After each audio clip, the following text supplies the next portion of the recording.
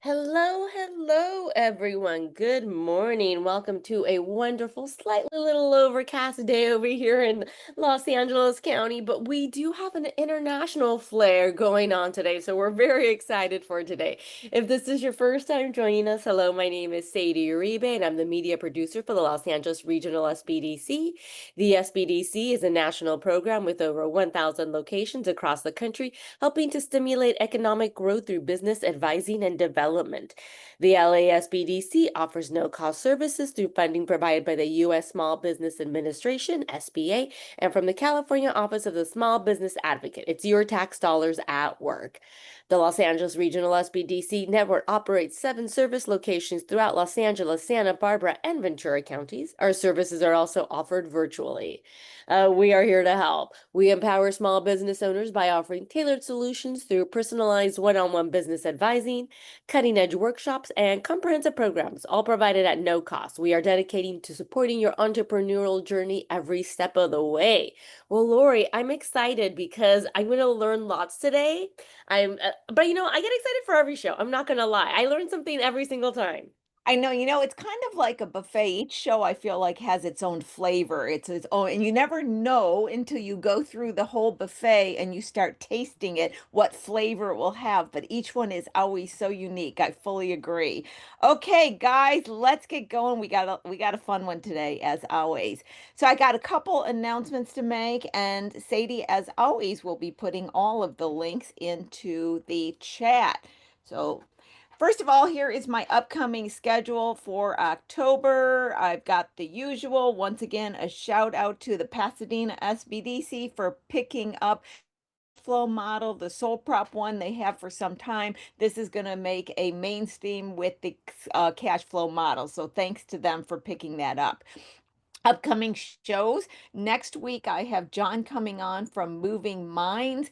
He was on, it's probably about a year ago. He's got a whole systematic of programs that he teaches, etc. He's been at the game for a long time. He's in the process of even looking at new strategies, etc. I had a couple requests for him to come back on. Great person, great business owner, a lot of insight into how to really, kind of stay and move and be nimble amongst anything that's happening out in the world.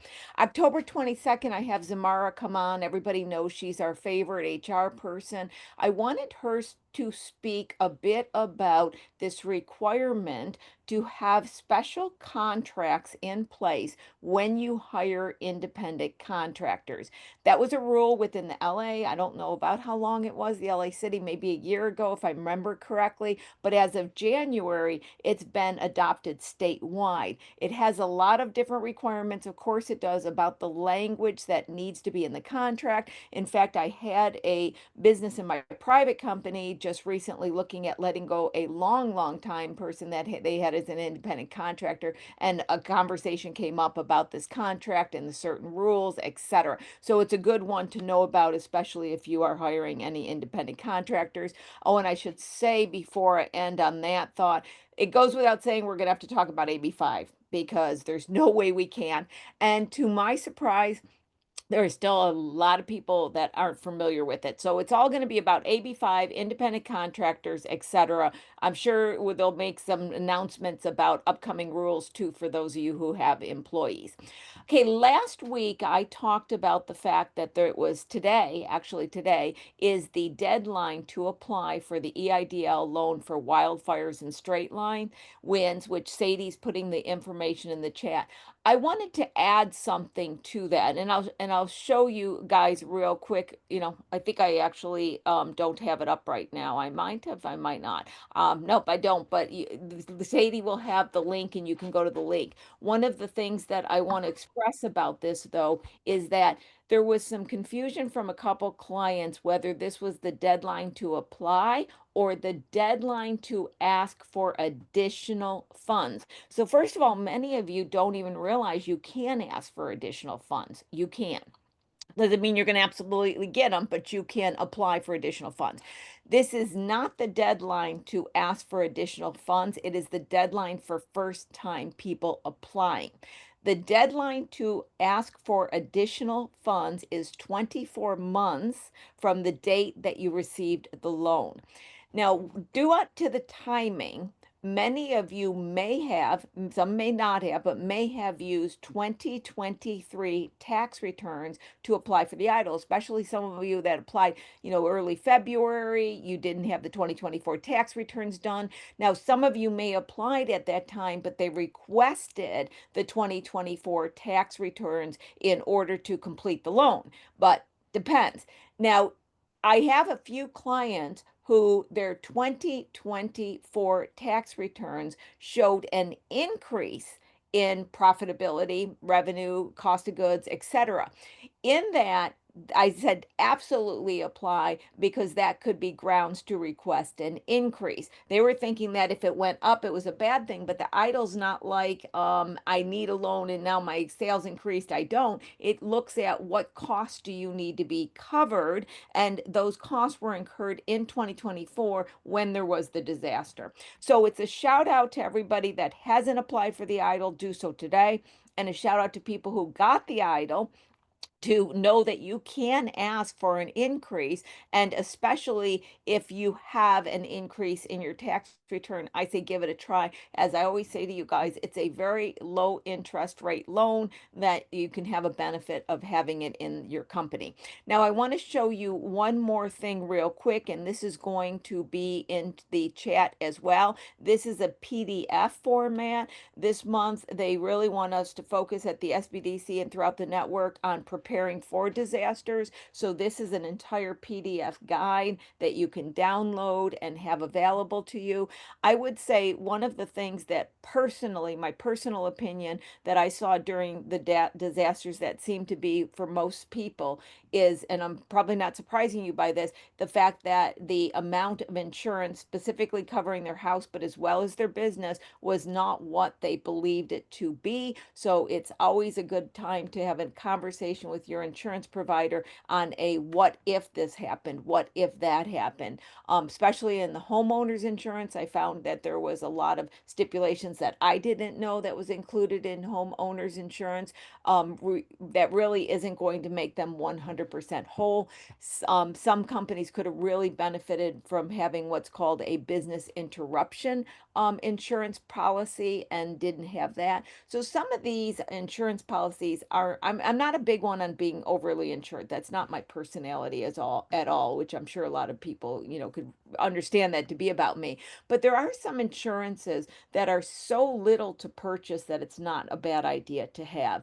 And errors and omissions, I talk about that a lot. That is one of them that in a lot of companies it may be a good idea to have. And business interruption insurance, especially if you have inventory or different things like that, that could be a benefit as well.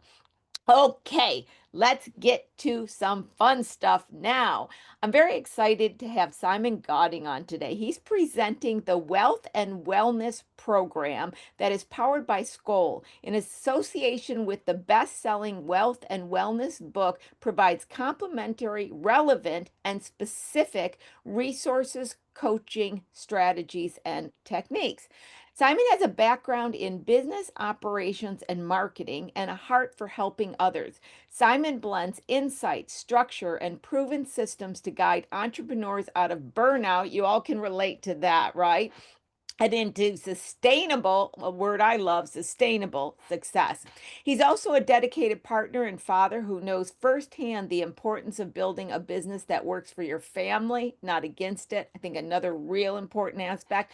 Wealth and Wellness is his definite guidebook, drawing on years of experience and real world results to deliver clear, actionable strategies that work. Welcome, Simon. Welcome to the show. Hello, thank you for having me. Yeah, I'm well, very, very honored to be here. so first of all, we have to announce, Sadie and I were talking about it. The show is now international, guys. Simon is from England. We have moved beyond merely LA. We are now international. I'm going to ride that fame and be called International Show with you Yeah, present do because it. that's pretty Absolutely. cool. So then Yeah. the other thing I have to do, and I see your name there, this is a shout out to Emma Green, one of our favorites on the show, favorites in the chat, always supportive of everybody. And I've said this when I was getting ready to introduce Simon's show coming up, is that Emma kept talking about Simon. And anyone who knows Emma, I was talking about this right before the show. She has a really good head on her shoulders. And if she's saying to me, okay, Simon really did something for my company, really helped me, Simon helped me ground, I was like, okay, we got to get Simon on the show. And here we are. Thank you so much. So, Simon, start out. I always like finding out about people who have gotten to a certain period of their career. Did you in high school think I'm going to, be doing what I'm doing? Were you had background in business also? So I'm assuming you traveled a pathway of business in some degree. There is a story behind the story. I just know it. So give us an There idea of is. your trajectory. Yeah, just before I do, massive thanks to Emma. Emma is an absolute superstar. She is an amazing individual. Yes. Loved working with her, and the fact that she put me forward for this is humbling beyond measure. Um, well, no, in answer to your question, Laurie, when I was in the equivalent of high school, growing up in the northeast of England, I wanted to be a professional footballer. I was Ah, reasonably good at it. I loved it. And at trying to do that, and when I turned, yeah, soccer, football, the proper one, um, the when was it? I was 19. I had a big car accident and my burgeoning football career was over. So I had to make some changes in my life. And at that age, I never ever would have contemplated that this is what I'm doing and the sort of things that I've been involved in. I found that I had a bit of a knack for sales, and it was something that came quite not easy, but sort of naturally. And I got into sales. Started off selling cars. Then moved into. I was quite fortunate to get into the mobile phone industry when it was really taking off. Did that for a number of years, and then I went into business. Working in sort of smaller businesses and then big corporate businesses. I it sort of developed the desire to want to be involved and to make decisions and make changes. And um, an opportunity came up to buy a business. So me at the time was thinking, okay, this sounds exciting. So I did, and then we expanded it, opened a second location. For those who are interested, in what I was doing, I was in the wedding industry. Um, okay. so the irony is I'm now divorced, but that's a story for another day. The I bought a shop selling wedding dresses. So it was me and my Okay. ex-wife at the time. And we grew it and we developed it, and it was again based in the northeast of England, and we became the biggest provider of wedding dresses in the northeast. We did very, very well. I opened a second business doing menswear for the guys. Okay. So that was what I was looking after, and it was next door. So we had the dresses and the suits. I knew nothing about suit hire, or anything like that. But what I did know is I had an audience and I had a product.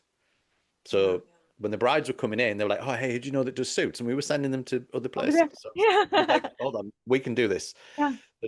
And my wife at the time said, "Well, what do you know about suits?" I was like, "Nothing, but I just know that we have an audience, we have a customer base. So I will learn. I will go and I'll find out, and I'll go and talk to people, and I'll become good at it." And we did. And we were very, very good at it. We ran a very, very good business to the point where once we decided that we wanted to get divorced and split up, we sold it and we moved on. But in total, I think it was nearly 11 years, had the two of them, and learned a hell of a lot. That you want to learn about stuff, like, go and do it. There's a lot of people talk about doing that, and now I'd love to have a business and all that. And the 1% of the 1% go and do it, and it really does give you an insight. So what that has enabled me to do is then take what I've learned from that, and I moved into coaching. I was working in digital marketing for a friend of mine, and his business, unfortunately, he had to close it down. He had some issues with some past employees, and so he said, "Look, I'm gonna have to close it." It was a bit of a shame, but I email marketed myself. I emailed every business in a 20-mile radius of where I live to say I'm available. This is what I can do, and I'm available for an interview on Monday. And a guy replied to me who was fairly local, who did business coaching for private practice healthcare owners, typically physical therapists, that sort of thing. Brought me in and we had a good chat, and it went from there. We grew the business. We worked with the likes of Emma and people who are very similar businesses, helping them grow and scale, helping them market, helping them sell, hire, manage their finances. You know, really being that sort of second voice in a conversation. Fortunate enough to literally travel the world doing it. Most of the guys were in the US, but and spent a lot of time in the US, but got to go to Australia and into Europe and places like that. It was just fabulous. Um, and I was working with some very intelligent people. People like you've heard of Marcus Lemonis, the guy that owns Bed Bath and Beyond and Camping Okay. World. So managed to do some work with him. Two of the Kevin O'Leary and Damon John from Shark Tank as well, which was really cool. And then a couple of years ago, myself and my partner, I wanted a little bit of a lifestyle change, and a company that does similar things in the red light therapy world. That I've known them for a long time, and it was a casual chat. Then they said, "Hey, well, we're looking for somebody that could do what you've done in the physical therapy world in this world." So I came over and I work with them. And again, we've done fantastic things. We've built an amazing team, put some really good things into place. And um, the book came about in October 2023. I was on a flight I was going to Orlando for a big event that we were holding, and I just thought I've got all these things in my head.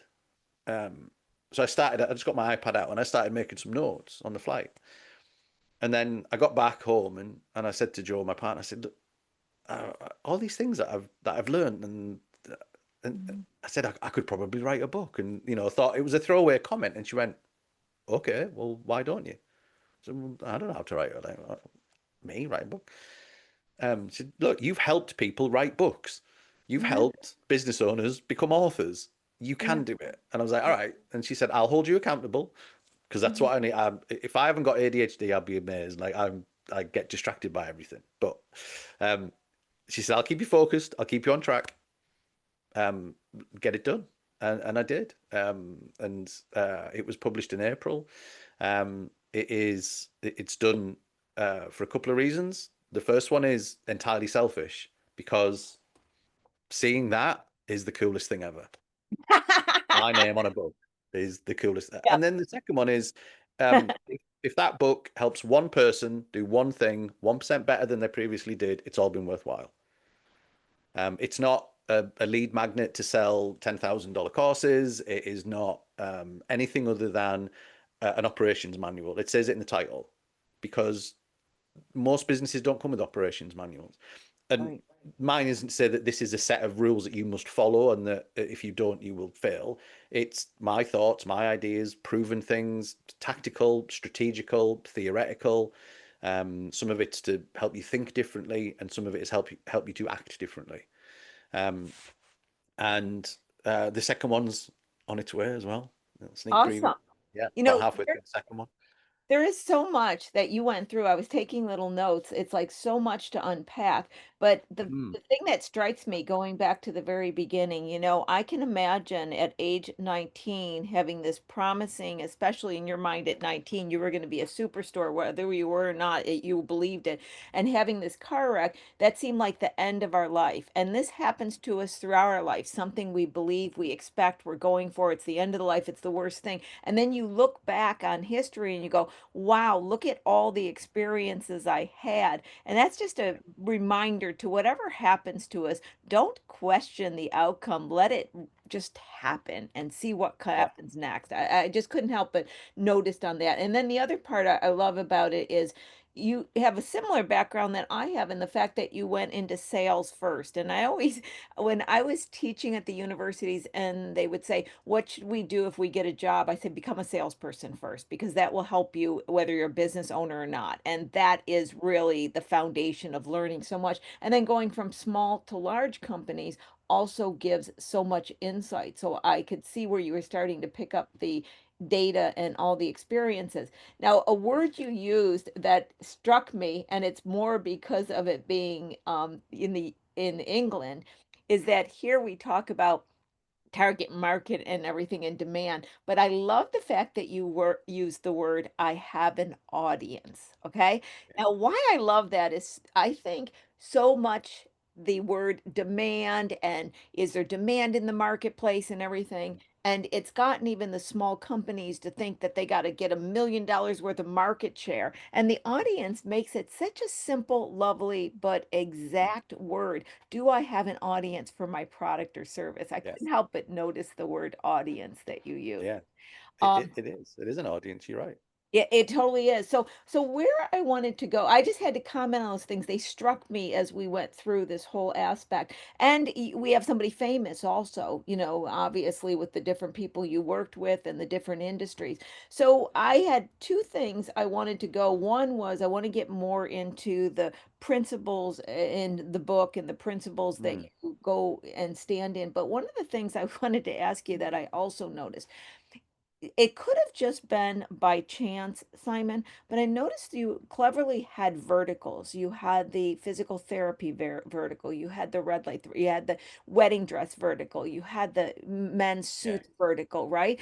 A niche market, in other words. Yeah. And, there's a lot to be said about niche markets versus not niche markets, but it seemed to me like you have done very well on scaling and playing specifically to the niche market. And I just wanted to chat with you for a second on what do you think about being in niche markets? Not was it on purpose? Go anywhere you want with it. It's just something I happen to have noticed.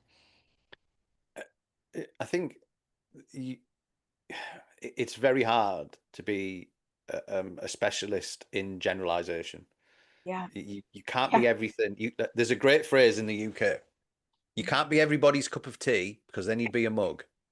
All right. So Sadie yeah. captured that one in the chat. I love it. So I think that you've got to look at you know, have I got an audience? Have I got what am I really good at? Um, and and sort of double down on it. I do see. I'm a big one for sort of diversification of revenue within the industry that you're in, and of the philosophy of if I spend money, I use the Disney as an analogy. If I spend money with Disney, they make me feel good. They're the best in the world at it. So what else can I buy from Disney? So I also think that if you're running a business that is very specific, so let's say you are a physical therapist, and that physical therapist helps you get back on the golf course, but then they also offer things like orthotics. Well, that's a complementary purchase that says, "Hey, I trust you with my time, my energy, my money, and my well-being. That yes, I will spend money because in return for me spending money with you, I feel good." So when it comes to that, I think we've got to be careful in terms of not stay in your lane, but there's nothing wrong with being an absolute specialist in something. And the when it comes to things like marketing, it's not marketing what you have or what you do. The first rule of marketing is who am I marketing to? Before we get into we do this, that, or the other, who am I marketing to? That's what marketing really is. If I feel like that person's talking to me, then I feel understood. People buy not when they understand, when they feel understood. Yeah. Yep. If you can help somebody, if you can seek to understand before being understood, and if you can get to that and demonstrate that you are an expert and an authority and trustworthy inside of your industry, whatever it might be, because there are many, many parallels in business, the the product or the service, if you sort of step away from that for a minute and just look at, am I solving someone's problem? Am I changing the quality of their life? That's what I want to be able to do. And if I can do that and I can talk to that and I can talk from a position of understanding, then I become trusted. And the trust is the first thing that people buy into. If you try to be everything to everyone, I think it's well, where do you land? You can't be. You can't be everything to everybody. Find Yeah. and people say like find your passion. There's a downside to that because what if you're not very good at something that you're passionate about? Yeah. Find something that you're really good at and make it your passion. I found I Yeah. was good at sales, and I sort of went with that. And then I didn't know when I was younger that I would be good at coaching. That came along. I'm 53 now, so what's that, 40 year old? I found out that I could coach people, and it was amazing when people like Emma would come to me and say, Simon, because of how you helped me and what you've said and the questions that you asked and how you made me think, I went off and did the thing that we agreed that we would do, and this is what happened.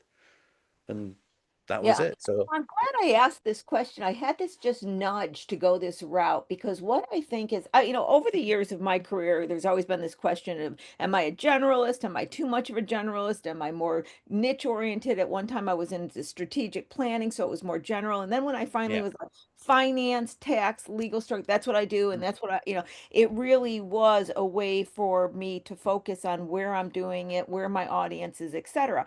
And I feel as though with so much information being bombarding us and our customers at all times, the more we talk in general terms, the more they're confused. They don't know where to place you. They're not staying in your own lane, and then they just go down and wander. So whether Mm. you're completely niched on one thing only, like wedding dresses or not, I think there's so much truth to start picking a specific lane, if I can use that term, and driving down it. Yeah. Because Simon, I see these people doing these marketing plans all the time, following these templates where they're like, well, and they say this to me, they're a brand new company, they never started before, and they go, well, it's $1 billion industry, and I only need, well, that's crazy. You only need 5 customers. Why are we talking about $1 billion industry? So I'm always trying to get the small businesses to not try to pretend they're a large business. They don't need to Mhm. be the small business, be focused and clear. Can you take it from Yeah. there on any direction you'd like to go? Yeah, I love it. The thing that I think is missing in a lot of, whether you want to call it coaching or you see things online and these gurus and Yeah. experts, whatever they want to call themselves, the thing that I do not see, and the thing that I would challenge them all day long on, is nobody goes to the person and says, hey, Sally, what do you want? That business that you've got, what do you want it to be for you? Now, I think the big answer, the overarching answer, is to give me choices in my life that I want to be able to exercise on, so that the business becomes a vehicle that takes me to where I want it to go, my life for me and my family and whatever, not an anchor or a ball and chain that prevents me. So that what I don't want to start doing is resenting my business. I want the business to allow me to do that. But, and I've seen this a lot lately, and it's provoked a bit of a response and a reaction, which is, when messages are being put out about, if you are not doing this, or you're not at this level, or you're not making this money, or you haven't done this, you are failing. Oh, drives me up a wall, Simon. Keep talking. It drives me up a wall. Yep. It's the 1% of the 1% had enough about them to go out and start a business. It's scary. It's Mhm. it's a risk. And yet, and I see people sat in rooms in masterminds, and I see, things online, and there'll be somebody sat in a room that's probably invested a lot of money. They've probably maxed their credit card out to go to some event, to sit there and be told in no uncertain terms, if you're not doing these things, you're a failure. And how can you do that? And the other one that I see as well, which on the other one is, um, uh, here I am, and I've got all this time, and I've got this amount of money, and I've got all these great things. Um, Yeah. but if you want to be my employee, then you better work extra hours. If you're coming to me and talk about work-life balance, I'm not interested. But it's okay for you to do it. Like, there's a lot of hypocrisy, and Yeah. there's a lot of beating people down and preying on people's vulnerabilities. And I don't like it. I think it's wrong. What I want to try and do, and if anybody comes to me and says, Simon, could you help me? Yeah. What? Tell me what life would look like in 3 months, 12 months, 3 years, and 5 years. And how do we get you that? Because if if I've got two, let's say, physical therapy clinic owners, and I've got one who's the Simon, I love what I do. I love working with patients. I don't want to stop that, but I know that I might need to hire somebody to answer the phones, manage my schedule, take care of, my operations, to allow me to do this thing that I love doing and I'm really good at doing. And I'm okay making sure that they're earning a fair market salary. I'm doing the same, and my quality of life is good. I'm satisfied and fulfilled. And then I've got somebody else over here who says, Simon, I want to open 20 clinics. I want to be able to scale fast. I want to be able to hire quickly. I want to build a team. I want to get out of that business altogether and have it running autonomously. Fantastic. Neither of you are wrong. And when I hear it, you only want to do this and you only want to do that. No, nobody should tell you what is right and wrong for what you want for your business, as long as you're compliant, like pay your taxes, all of that. And if you are hiring people, pay them a fair market salary. And again, you cannot make people successful, but give them an environment that allows them to be successful. Other than that, what you want is what you want. And I Yeah. don't think there's enough people out there. And again, where it's, hey, pay me 10, 20, 50, $100,000 and I'll tell you where you're failing. I mean, that is just, there's something not quite right there. But if somebody said, hey, I'll come into your business, so Laurie, I'll come into your business, I'll work with you, I'll help you achieve something. And if you said, Simon, I want to go from making 15% net profit to 25, which means I make $1 million in profit, I'll take 10%. I'll put my money where my mouth is, if you like, Yeah. to support you on that. You can hold me accountable rather than just spouting stuff that makes you feel bad. Sorry I to would go off like on to, one, but it, no, it no, really no, does I irk actually, me. oh, I'm going into it even more. No, Simon, I want to go another layer on this because I think I talk about this a lot. And where I'd like to go is I think so many get caught up in this, what they believe they should be because of the hype they're hearing. And Emma, I know you're out there. We even had this conversation with one time when she was saying, well, I should do this. And I said, well, wait a minute, what do you want it to look like? So I'm going a couple little directions, but I'm going the same way. I see people's numbers all the time. So I have the Mhm. speech and then the numbers. And I Yeah, see so many people that are what I call solopreneurs, just doing yeah, their own thing. Maybe their revenues are 300,000 and they're keeping 250, or 100,000 and they're yeah. keeping 100 of it. And they're so happy. They Mm, got less good. complicated lives. And I have nothing against, like you, anyone who wants to build this empire, etc. But where I'm trying to dig in, Simon, is I think and question that a certain majority of those people are saying it because they're brainwashed into that's what they think they need to do. And if you could just take that layer and go back to being what we called the mom and pops in the little country town I grew up, and Yeah, realize that just to be able to do what you love, have a simple life, have enough money to pay your bills and some yeah. discretionary income, and feeling very stable in what you're doing, that's valid as Mhm. well. And I know that you have a majority of your clients in US, but you're living in England. So I know the US is driven by this success barometer that Mhm. especially the younger generation is just being bombarded against. So Yeah. any comments, and also how do you peel off that layer that is on people that they can actually see what their choice may be that they're not even realizing, if you want to go anywhere with that? Yeah, I think you've got, like I said, you've got to get into the parallel. I suppose is, um, and again, coming from the sort of the healthcare businesses that I work with, that if a healthcare business brings somebody in as a patient and just says, "Hey, I'll get you out of pain," or "Hey, do you want to use your insurance?" They're not really finding out the real deep-rooted reasons. So it's why, I'd love to, why did you set up a business in the first place? What was it about that? Because there's nothing wrong with going and working in a big corporation and being, having something like that. Your choice is fine. There's no right and wrong. But if you took that decision to start a business and set it up, what was your forecast? What was your vision? What did you think it would be able to do? And in healthcare, there's a lot of altruism. I want to help people. Cool. You can Yeah. also be really profitable and make money and help people. Because one thing, as much as what I was saying about if you're not making this amount of money, I think a business should always be profitable because that, money in the bank, good cash flow. You talked in my language earlier about cash flow. I love numbers as well. Um, eases the stresses of being a business owner. If now don't run your business on your bank balance, but Um, having that there, having that cushion helps with choice. So what choices would you want to make? That's why I would always say, tell me what life would look like if we were sat having a beer in 2 years' time, and things had gone well. What would it look like? Talk about that. Don't talk about the mechanics of the business. Talk about what life would look like. What do you want to get from that? And then how do we help you get it? And more so, and something that I also don't see a lot of is how do we help you protect it?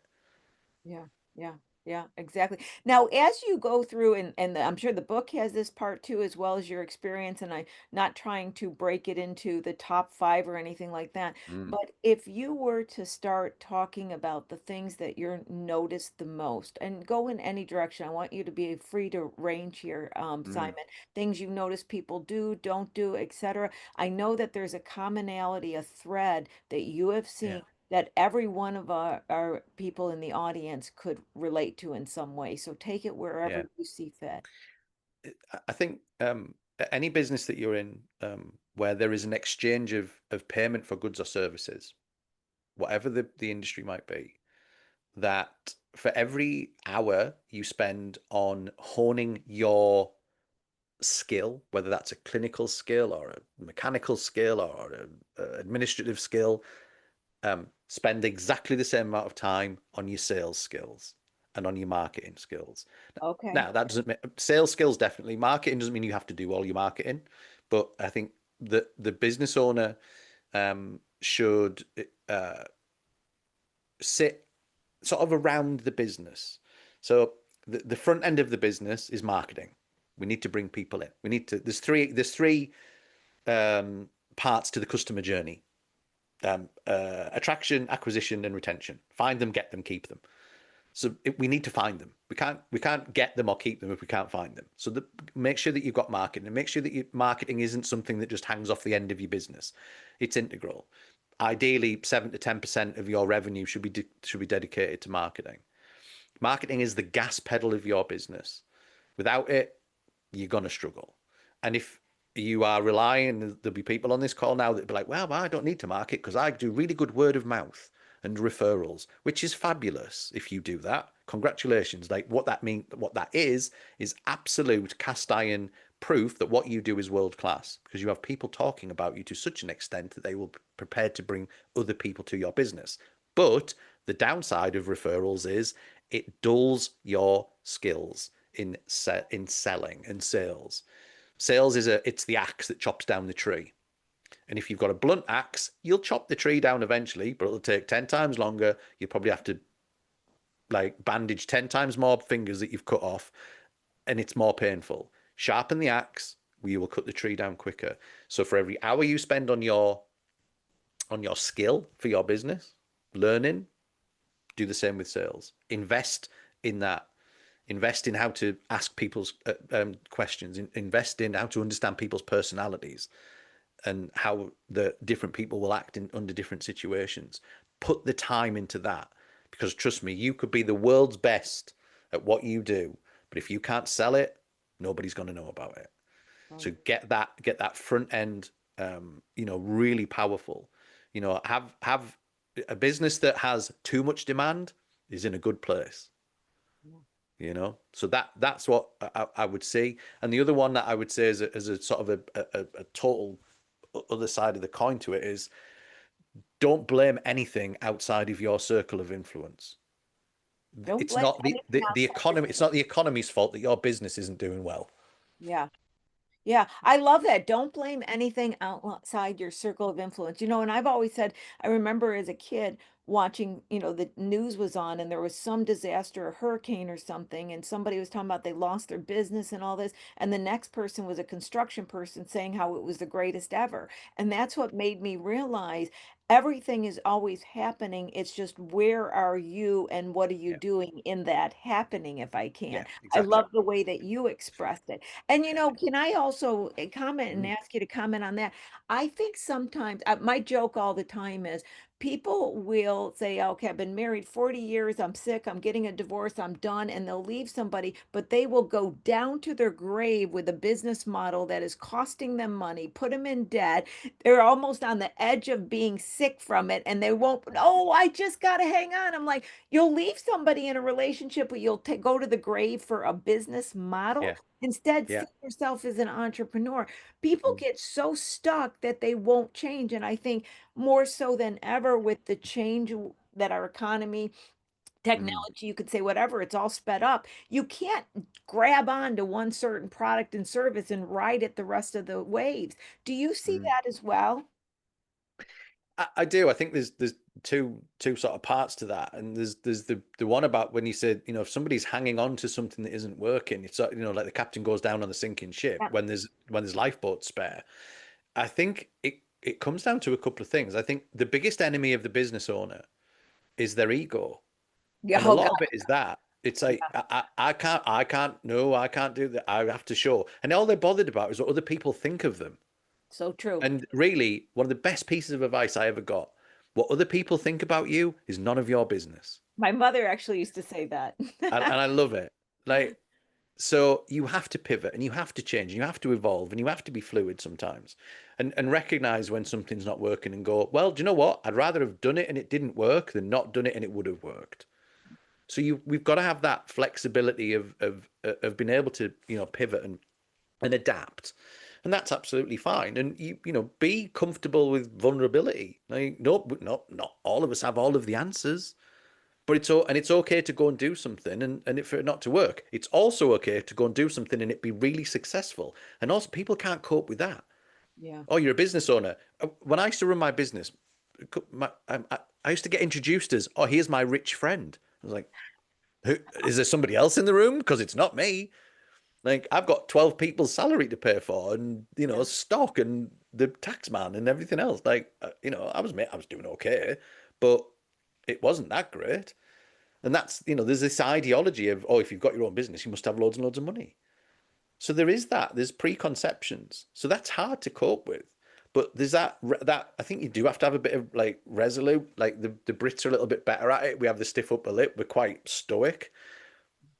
But when it comes to, I think what you said there about having a business that is sort of one track, as much as we spoke about sort of the you call it niche over here we pronounce it, but having been in that specialist area doesn't mean that you can't diversify your revenue stream. Doesn't mean that you can't um, make sure that if somebody is receiving a world-class level of experience, that you are improving their life or solving a problem or saving them time or making them money or adding something, they will want to buy other things from you.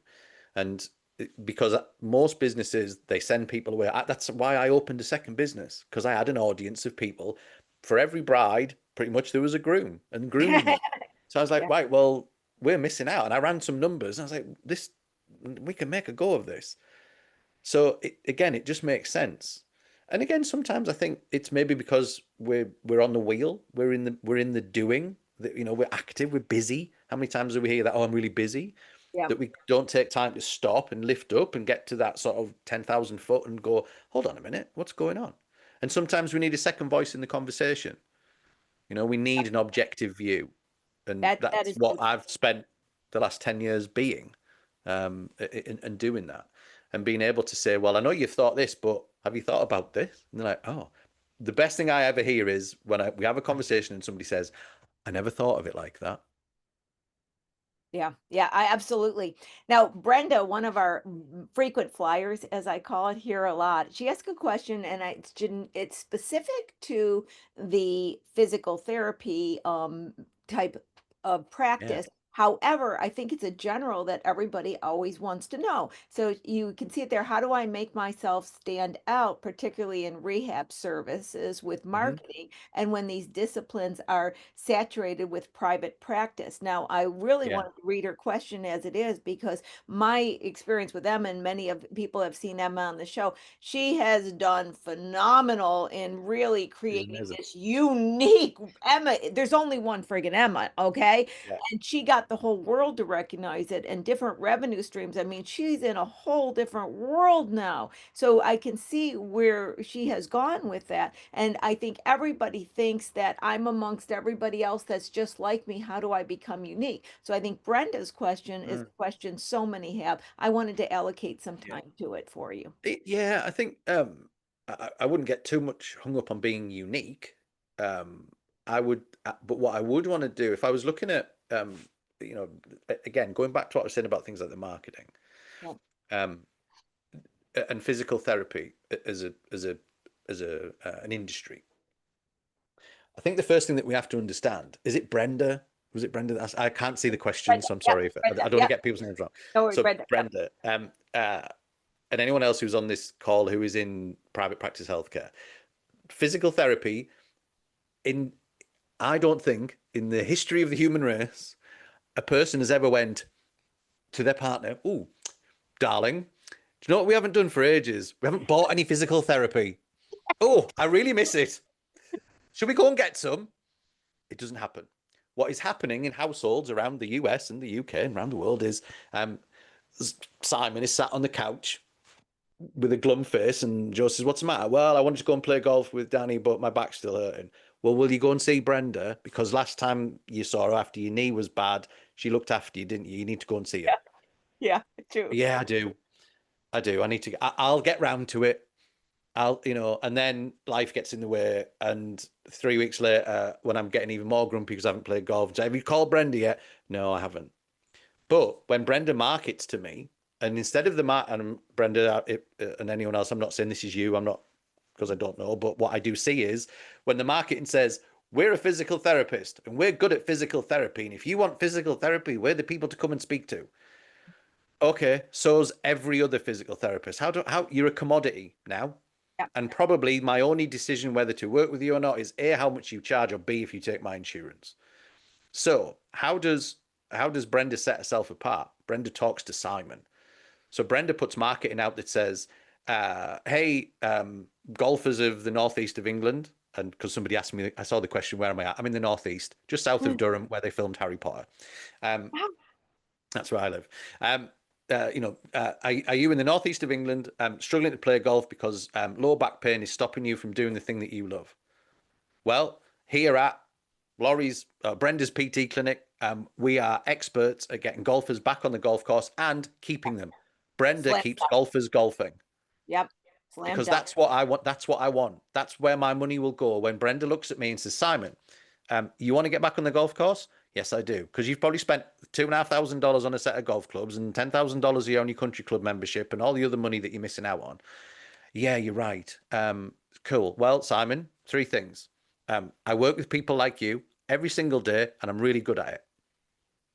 And what Brenda is now doing is inspiring three things into me that I haven't got, which is confidence, certainty, and clarity. Because if I had them, I'd probably figure out how to do it myself. So when Brenda's talking to me like that, that is what's going to attract me to her. "Oh, Brenda's talking to me. Brenda can get me back on the golf course."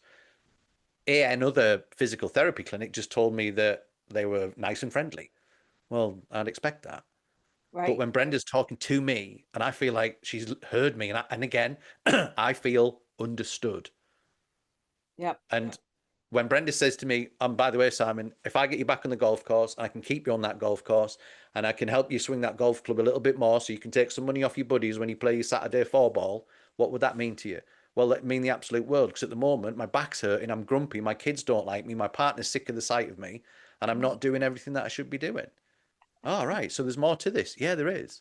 Yeah. "Okay, well, I'll be able to do that." And now, when Brenda says, "Okay, tell me what life would be like when I get you back on that golf course," "That'd be amazing." Cool. How would it benefit? The questions don't people don't ask. How will that benefit Joe and the kids? Well, it means that I can take me and the kids can go out onto the field and kick the football around, or I can go and make sure that when Jensen wants to go karting, I'm there with him, and when Jared wants to go and do stuff, I'm there for them. Me and Joe can go traveling. We love, being in the UK. We can travel a lot. We can do all of that. I can't do any of that at the minute. Oh, so actually, what you're saying is you'll have a better relationship with your partner and with your kids because of doing this.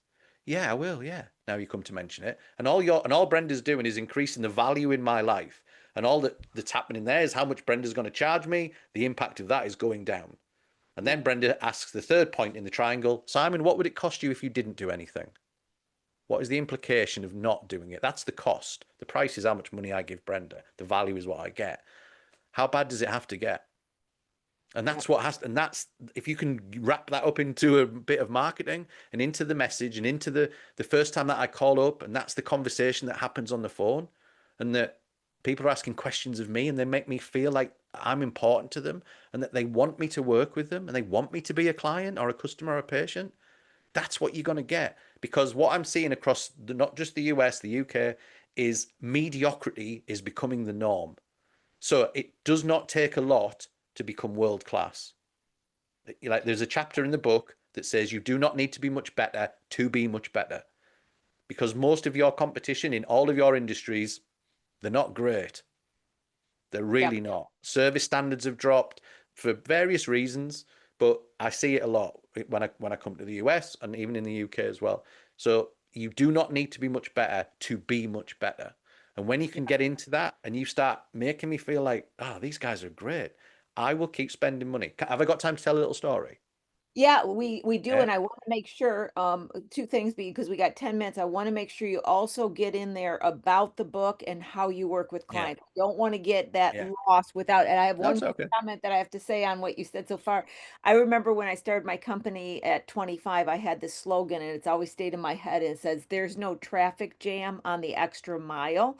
And it goes Mm, back to what you're saying. And I love think that. we've been so technology driven, we get where we talk about what it does, how it does it. We are not saying so much of what does it do for us. That used to be the Yeah. marketing message Yeah. before all the technology, but I think we got away from it Mhm. and we got into the technical aspects. Yeah. So I just Yeah. wanted to make mention, but please spend the You're right. rest of the time, tell a story, but make sure people know what the book is, what you do, how Mm. you work with clients. I don't want to go without having that part.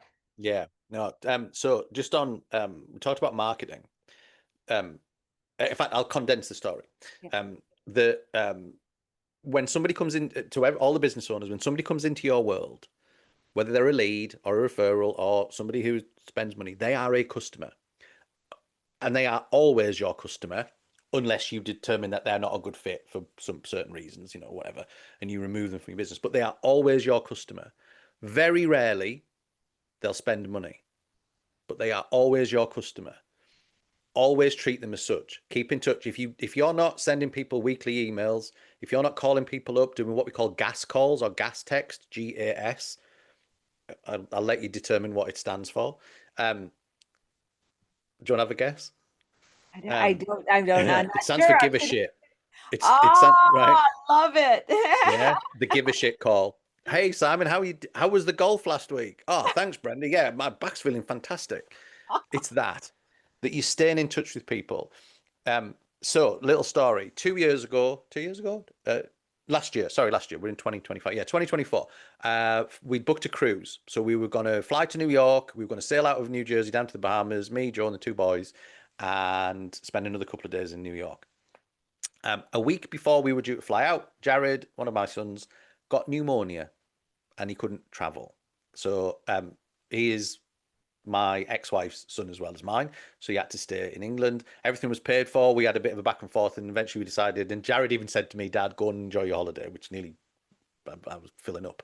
But we went and did it, and then we got back and about Royal Caribbean, who we sailed with. And if you ever want to go on a cruise, go with Royal Caribbean. They're amazing. Um, they marketed to me and they emailed me constantly, to the point that I said to Joe, we can't really afford this, but I'm going to do it because every time I open my phone, there's an email off Royal Caribbean talking about the Bahamas again and talking about the ship. We booked the same cruise. We flew, we did exactly the same thing. Fortunately, all four of us made it this I year. was gonna say all four made it. Nobody was ill. We all Yep. got there. And it was down to one of two things. There was I really want Jared to experience what we've done, but it was because Royal Caribbean did something. Royal Caribbean took no consideration to my finances. And I see this a lot in business about when people are charging how much they charge for or making money. And for everybody that's listening and watching and being involved in this call, go and get a pen or go and write this somewhere. It is not my job to consider other people's finances. Royal Caribbean do not care how much money I've got. They're happy for me to spend another $10,000 on a cruise, and they're continually marketing to me, and at some point again, we'll book another cruise. I am their customer. They email me twice a week. At some point, I will spend money with them again. If they stopped emailing me, stopped staying in touch, somebody else would, and I'd probably go to Norwegian or Carnival or something else. Your customer is always your customer. Treat them and communicate them as such. There is never an excuse not to reach out to them. Stay in touch with them, pass the gas test with them, um, and do not consider their finances. I Your like job, that. your job is to help them make good decisions. How much you charge is how much you charge. Rolex don't and aren't ashamed about how much they charge for watches. Range Rover aren't ashamed about how much they charge for their cars. The Four Seasons aren't ashamed about how much they charge for their hotel rooms because I they know like people that will because buy it. so many, because I'm dealing with the numbers, so many of my entrepreneurs are not charging enough, and then they're almost embarrassed or don't want to charge because they're like, well, they don't make so much. Well, no, then you need to find another customer that can pay it, because I Yeah, see so many individual entrepreneurs not yeah, charging enough for their services and yeah, not having the ability to justify it in their yeah, own mind. So I love exactly. that And there's statement. a price for every person and a person for every price. Yep, exactly. So tell us Um, about the book, how you work yes, with people. This yeah, is Simon's marketing hour right now. 4 minutes though. This is yeah. your 4 minutes. Please tell us about your book and you and So, how. yeah, so the book, it's available. You can go to wealthandwellnessbook.com or just search Wealth and Wellness on Amazon if you want to buy a copy. If you want to get in touch, you can get in touch through the website. Like I said, this is not some covert lead magnet. If somebody wants to reach out and have a conversation with me, yes, the book is um, for the private practice healthcare, but there's a lot of adaptations there, and a lot of things that can carry over into different industries. Um, I'm happy for anybody to come to me and just say, hey, this is what's going on. Could you be a second voice in the conversation? Could you be an objective pair of eyes? Could you help me see something? Uh, my philosophy in coaching is live on the other side of the decision. So don't get swallowed up in this. Should I do something or should I not? Let's talk about what you do if you did the decision. If you made the decision, what would life look like? And if it went well, what would it go? What would happen? If it didn't go so well, what would happen? Would it be, would it take the business down? Or could you still be okay? So we live on the other side of the decision. So I love and I that. see Live on the businesses other getting side of the stuck. decision. Sadie, put that Yeah. one in the chat. Sorry. I love that. Live on the other side of the decision. Keep going. Yeah, and rather than getting stuck on should I or shouldn't I, and moving away from sentences that start with the word, do you know what you need to do or you know what you should do, Yeah. things like that. So yeah, the book is there is a lot of transferable stuff there. There's a lot of it is healthcare related, but it talks about a number of different things, and um, like I said, if you can take one thing and help you do something 1% better, then it's all been worthwhile. There's a lot of stuff around people in there. I love studying sort of personalities and things like that. There's a great book. I haven't got it on my desk at the minute. It's called Surrounded by Idiots. It's fabulous, and it I've talks about heard of that. personality types. Yeah. So I love learning about things like that, and I think in business and in sales, it's a little bit like poker. You don't need to master the game; you need to master the player. And if you Yeah. understand what's going on with the player, then you'll probably be doing okay. Um, so yeah, come again, get in touch. You can find me on Instagram. It's Simon P Godin. The book has some little QR codes. If you scan it, it'll take you to a YouTube video that sort of goes into a little bit more depth on the particular topic that I've spoke about. Them videos change as well because I think of something and I'll add it in. And then I'm building the Wealth and Wellness program, which is inside of School, SKOOL. It's just started, so I've just got it launched. There's a few things in there. There's some resources in there. There will be opportunities for calls. There'll be various other things going on as I build that out over the next. Should be it'll never be finished, but to a point, probably by the end of this year, it'll be a lot more substantial. But yeah, if anyone wants to reach out, just go onto the website, send me in it. There's a form you can fill in, put your details in. We'll jump on a call, have a chat. And yeah, let's see if there's something that I can help with. And it will start with the first question, which is, what do you want? What do you want? And guys, he works with US clients. At first I was like, well, Simon, do you, and I found out, no, your bulk of clients are United States. So yeah, I wanted to put that out there. He totally, Yeah, at first I thought yeah, not. So I wanted to make sure yeah. we mentioned that I'm again. very, very familiar with the United States. Yeah. Probably more than I am with the UK now, if I'm honest. Well, and Yeah, too, especially I was going to make mention, tackling anything healthcare related in the US with the insurance issues and all that is quite a challenge. So if you can write something to that industry, I can guarantee there's nuggets of things applicable to every single industry. Because to me, having been around that industry, I understand how the insurance really can create havoc on the financials, and then whether you get private pay and having to market private pay to someone who doesn't want yeah, to pay out of the pocket. I mean, it's a complicated situation. So if you can market in that industry and succeed, which Emma is a great attestament to that, you can market into any company and any type yeah, of industry. Well, yeah. Simon, we're out of time. Thank you so much. You can see No from the problem. chat, if you peek at the chat, you definitely Yeah, got a following yourself out there. So please, guys, check out the book, reach out to Simon. There was so many great lines. Part of it is things you said that were so cool, but then having the England twist on it, the chop down the tree and the, with the, there was just so many things that I just absolutely loved. But there was a good, ton of takeaways from this. So thank you good. so much for Please. coming on the show. Any last comments? You only got a couple seconds here, but anything that you want to leave with the audience? Um, just like I said, look, thanks so much for having me on. Please, anybody reach out. I'm happy to have a conversation with you. Yeah, like I said, I think what stick with that. Whatever people think about you is none of your business. I love Forge your that. path, rule your own world, but never be afraid to seek out a second voice. I love that. I love that. And as you said, know the player. I think if you know thyself and you know the player, you've got it handled. You really do. So, Sadie, I'm going to bring you back in. Okay, I want to be international all the time, Sadie. This is my new fun thing. So, what other countries can we get somebody on from? I'm thinking we need some France in there. We need to get some international flair. Maybe we can find someone that has a patisserie. We can, as a side, we'll get some like great recipes, maybe some samples. Yep, I'm totally into that. I'm This in.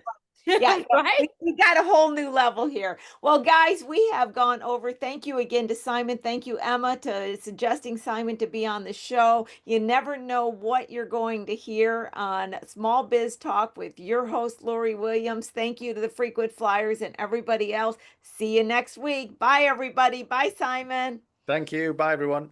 Bye, everyone. And per usual, I'm going to hang out. I'm going to be doing some reposting in the chat. So give me a second and I will get everything in there for you. You can do a scroll, but don't worry, plenty of time. Go ahead and click on those URLs because I know the copy and paste is just not happening in Zoom, but don't worry.